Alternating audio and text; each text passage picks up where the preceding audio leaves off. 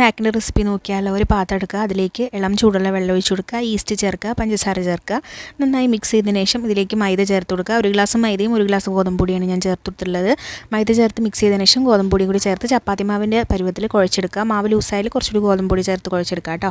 ഇനി നമ്മളിതൊരു 3 മണിക്കൂറോളം റെസ്റ്റ് ചെയ്യാൻ വെക്കണം. റെസ്റ്റ് ചെയ്യാൻ വെക്കുന്ന പാത്രത്തിൽ ഒന്ന് എണ്ണ തടവി കൊടുക്കുക കേട്ടോ, മാവ് ഡ്രൈ ആവാതിരിക്കാൻ വേണ്ടി. പിന്നെ ഉള്ളി അരച്ച് വെച്ചതും മുട്ട പുഴുങ്ങി ഉടച്ച് വെച്ചതുമാണ്. ഉള്ളി നമ്മൾ എണ്ണ ഒഴിച്ചിട്ട് എണ്ണ ചൂടാകുമ്പോൾ അതിലിട്ടൊന്ന് വാട്ടിയെടുക്കുക. മസാലപ്പൊടികളൊക്കെ ചേർത്ത് കൊടുക്കുക, ആവശ്യത്തിനുള്ള ഉപ്പ് ചേർത്ത് കൊടുക്കുക. ഇതൊന്ന് വാടി വരുമ്പോൾ ഇതിലേക്ക് നമ്മൾ ടൊമാറ്റോ കെച്ചപ്പ് ചേർത്ത് കൊടുക്കുക. നന്നായിട്ടൊന്ന് ഇളക്കിയതിന് ശേഷം നമ്മൾ മുട്ട വേവിച്ച് വെച്ചിട്ടുള്ള ഇതിലേക്ക് ചേർത്ത് കൊടുത്ത് നന്നായി മിക്സ് ചെയ്തിട്ട് ചൂടാറാൻ വേണ്ടി മാറ്റി വയ്ക്കുക. ആ സമയം കൊണ്ട് നമ്മളെ മാവ് നന്നായിട്ടൊന്ന് ഡബിളായി വന്നിട്ടുണ്ട്. അപ്പോൾ പൊങ്ങി വന്ന മാവിനെ ഒന്ന് കുഴച്ചതിൻ്റെ എയറൊക്കെ കളഞ്ഞതിന് ശേഷം നമ്മൾ ഇതുപോലെ കുഴച്ചിട്ട് നമ്മൾ എഗ്ഗ് മസാല ഉണ്ടല്ലോ ചൂടാറിയത്, അത് ഇതിലേക്ക് നന്നായിട്ട് ചേർത്ത് കൊടുത്തിട്ട് ബണ്ണിൻ്റെ ഷേപ്പിൽ ഒന്ന് ഉരുട്ടിയിട്ടെടുക്കുക കേട്ടോ. ഉരുളയാക്കിയിട്ടാണ് ഞാൻ എടുക്കുന്നത്. ഇതൊരു എണ്ണ തടവിയ പാത്രത്തിലേക്ക് വെക്കുക. നമ്മൾ ആവി കയറ്റിയിട്ടാണ് എടുക്കുന്നത്. ഇഡ്ഡലി തട്ടിൽ വെച്ച് ആവി കയറ്റുക. ഫുൾ വീഡിയോ നമ്മളെ ചാനലിലുണ്ട്, കയറി നോക്കുക.